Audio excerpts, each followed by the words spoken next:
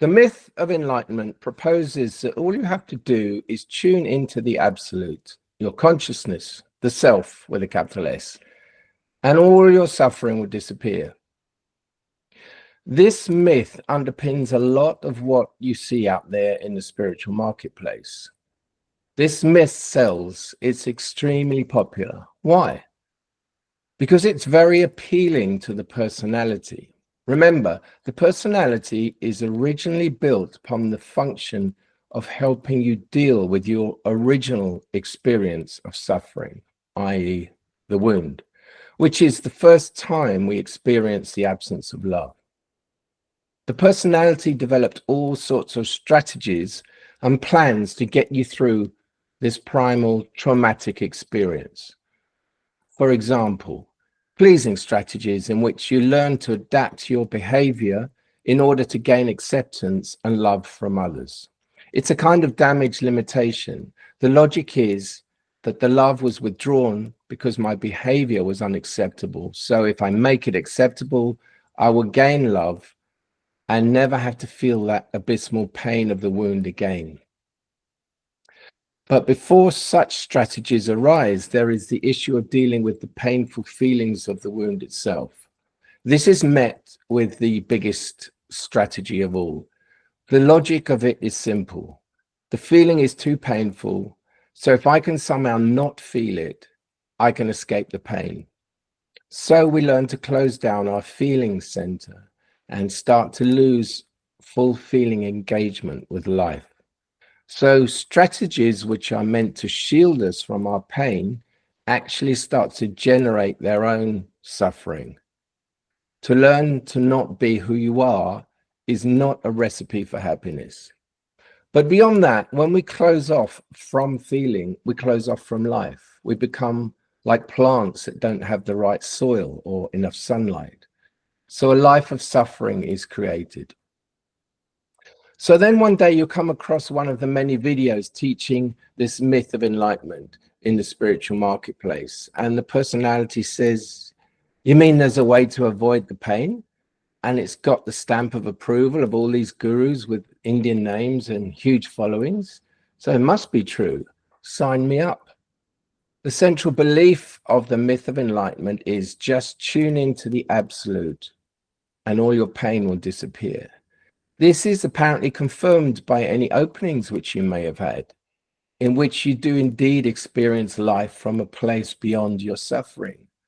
So there is a central truth in it. There is a place beyond the suffering. But to hang on to this is to only see half the picture. To see the full picture, you need to admit to yourself that openings are temporary. They do not last. You want to be here now, enter the moment. But this moment contains vibrations of pain from the past. As much as we would like to believe that an opening wipes the pain out of all existence, the facts show that this is not the case.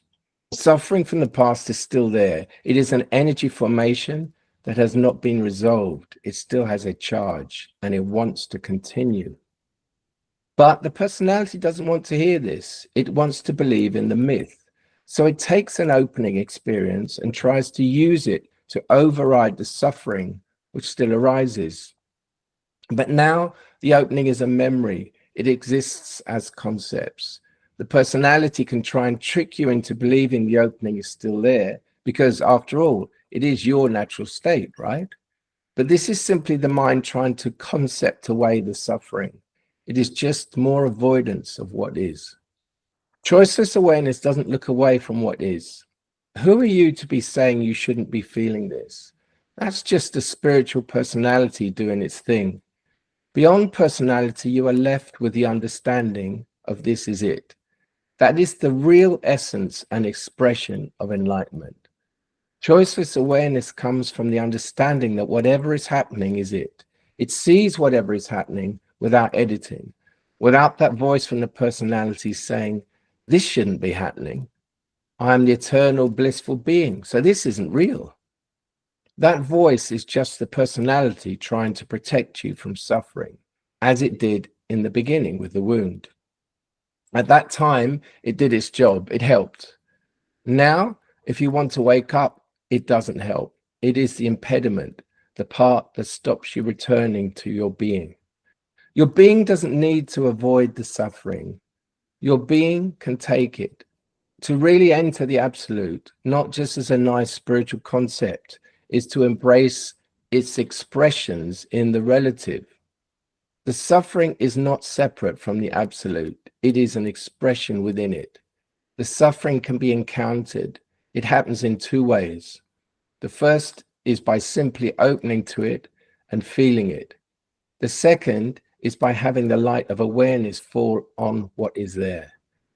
When you go beyond the instinct of personality to avoid the suffering, and feeling is combined with awareness of what is, something magical can happen. The energy that has been locked in, trapped in time, can be released and resolved. This is healing. As the pain from the past is heard and healed, you are released more and more into the present moment.